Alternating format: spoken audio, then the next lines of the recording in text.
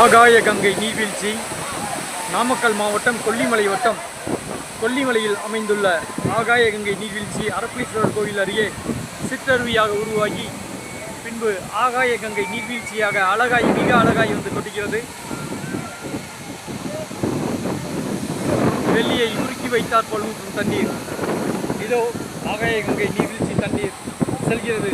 நமது திருச்சி மாவட்டம் துறையூர் வட்டத்தில் அருகே இருக்கக்கூடிய புளியஞ்சோலை நோக்கி உசிரி பாய்ந்து செல்லக்கூடிய தண்ணீர்.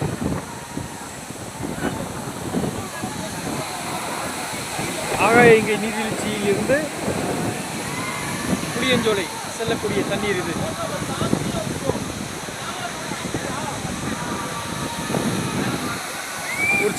மிக உற்சாகமாய் சுற்றுலா பயணிகள்